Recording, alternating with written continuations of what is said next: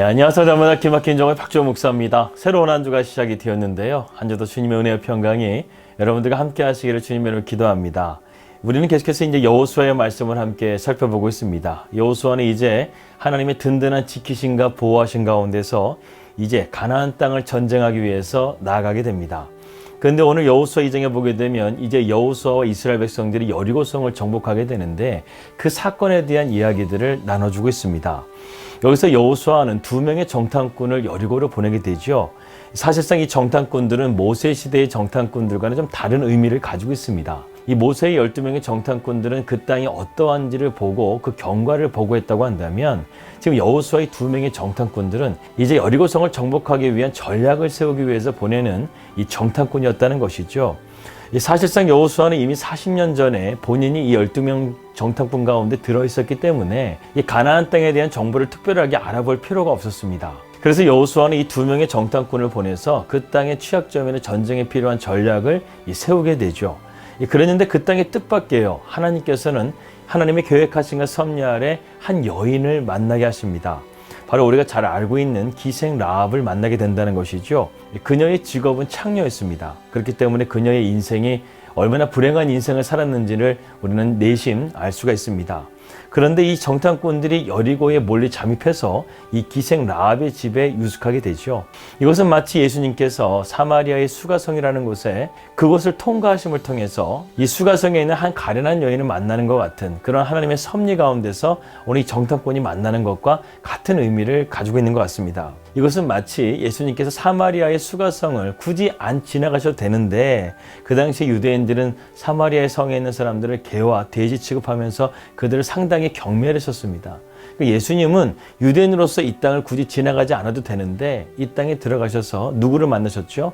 이 수가성의 가련한 여인, 남편이 5명이나 있었지만 다 그녀를 떠나고 여인으로서 상당히 기구한 인생을 살았던 이 여인을 주님께서 만나주시고 그녀의 인생을 새롭게 만들어주시죠. 오늘 이 기생라합도 마찬가지입니다. 불행하고 삶의 소망이 없었던 이 여인에게 이 2명의 정탐꾼을 통해서 인생을 새롭게 바꿀 수 있는 절호의 기회가 온 것이었죠. 그런데 오늘 우리가 더욱더 충격적으로 보게 될 말씀이 있는데요. 그것은 바로 이 기생 라합의 입에서 나오는 하나님에 대한 말씀입니다.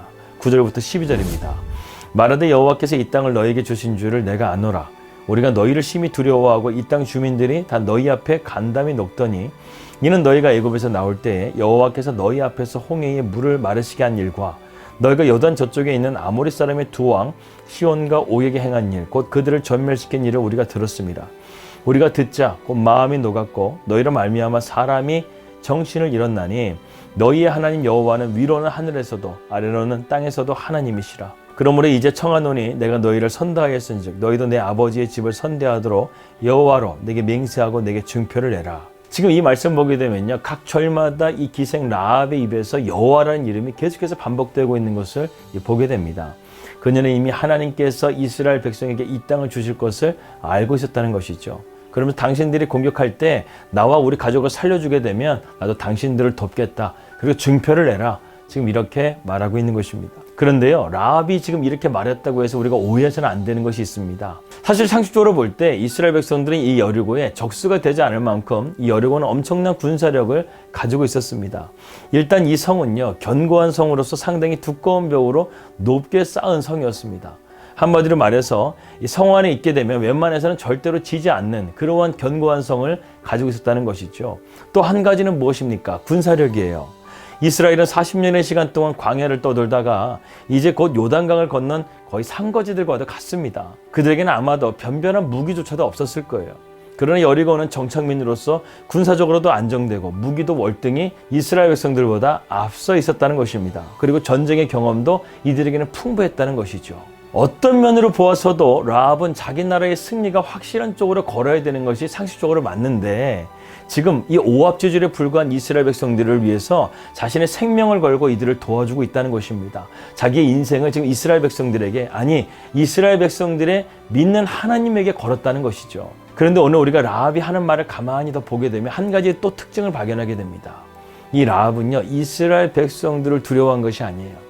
이스라엘의 하나님을 두려워했다는 것이죠. 그래서 그녀 입에는요, 이스라엘에 대한 언급이 하나도 없어요. 다 하나님에 대한 이야기밖에 하질 않습니다. 지금 라합을 포함한 여리고 백성들은요, 지금 이스라엘 백성들을 두려워하는 것이 아니에요. 그들의 신인 하나님을 두려워하고 있는 거예요. 분명 여리고 백성들도 다 이 전쟁에 대한 소문을 들었을 것입니다. 그러나 그들은 두려워했을 뿐 그것을 믿음으로 결단하고 행동한 사람은 오로지 기생 라합밖에 없었다는 것이죠. 이처럼 절대 개선이 안 서는 상황 가운데서 운명을 걸 수 있었던 하나님이 주신 것은 바로 믿음으로밖에는 우리가 설명이 되지 않는다는 것입니다. 이 여리고에 있는 모든 사람들이 다 하나님에 대한 이야기를 들었을 거예요. 그런데 이것을 다 듣고 믿음으로 반응한 사람은 바로 기생 라합밖에 없었다는 것이죠. 그녀는 단순하게 마음으로 믿은 것이 아니었습니다. 그녀는 기회가 왔을 때 그것을 믿음으로 반응할 수 있는 행동하는 믿음을 가졌다는 것이죠. 그러나 윤리적으로 도덕적으로 볼 때 그녀의 행동은 많은 사람들에게 좀 지탄을 받기도 합니다. 어떻게 조국을 배반할 수가 있는가? 어떻게 거짓말을 할 수 있는가? 하지만 성경은요, 이러한 윤리나 도덕보다 더 중요한 것이 있어요. 그것은 바로 하나님의 구원의 섭리라는 것입니다. 히브리서의 기자는요, 11장 31절에서 이렇게 말하고 있어요. 믿음으로 기생 라합은 정탐꾼을 평안히 영접하였으므로 순종하지 아니한 자와 함께 멸망하지 아니하였도다. 이렇게 말씀했습니다. 그리고 야고보서의 기자도 이 라합의 행동을 의로운 행함으로 설명하고 있다는 것이죠. 구원받을 수 없었던 라합이었어요. 그러나 그녀가 하나님을 붙잡았을 때 하나님은 그녀에게 은혜를 베풀어 주시고 그녀를 받아주신 것이었습니다. 근데 기생 라합에게 주신 하나님의 은혜가 여기서 끝이질 않아요. 마태복음 1장에 보게 되면 왕의 족보가 나오는데 거기에 다윗의 족보에 보게 되면 살몬의 아내로 이 바로 기생 라합이 기재되어 있습니다. 바로 다윗이 조상의 반열에 그녀가 당당하게 들어가게 되었다는 것이죠. 여러분, 이것을 무엇으로 설명할 수 있겠습니까? 바로 이것이 구원이라는 거예요. 라합에게는 미래가 없었어요. 희망이 없었어요. 근데 그녀가 하나님을 붙잡고 믿음으로 나가게 되자 그녀의 삶이 이처럼 새롭게 변화되게 되고 예수님의 족보에까지 올라가게 되는 놀라운 믿음의 모습을 우리에게 보여주었다는 것입니다. 출애굽의 사건이 구속의 사건이라고 한다면 가나안 전쟁의 사건은 무엇입니까? 바로 구속함을 받은 이스라엘 백성들이 하나님의 말씀을 가지고 세상 가운데 들어가서 그들을 정복하고 승리하고 다스릴 수 있는 믿음의 백성으로서 들어가게 된다는 것이죠. 오늘날 우리의 삶도 마찬가지입니다. 우리도 하나님의 말씀을 붙들고 세상으로 나가게 될 때 우리는 세상을 이기고 승리하는 승리자로서 믿음의 삶을 살아갈 수 있게 된다는 것이죠. 오늘 말씀의 포인트는 두 가지입니다. 우선 우리는 하나님의 말씀을 잘 듣는 귀가 필요하다는 것이고, 그리고 그 듣는 바를 우리가 믿음으로 행함을 통해서 순종하는 믿음을 가질 때 우리는 오늘도 승리하는 삶을 살 수 있게 된다. 이것이 오늘의 결론입니다. 기도하겠습니다. 하나님 아버지, 감사합니다. 오늘도 우리의 귀한 말씀을 통해서 우리에게 믿음의 귀와 믿음의 삶을 허락하여 주시옵소서.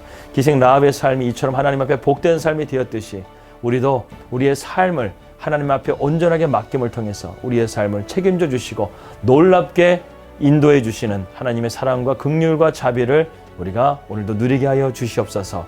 예수님의 이름으로 기도하였습니다. 아멘. 오늘도 평안을 되시고요. 저는 내일 뵙도록 하겠습니다. 우리 믿음으로 승리합시다. 할렐루야.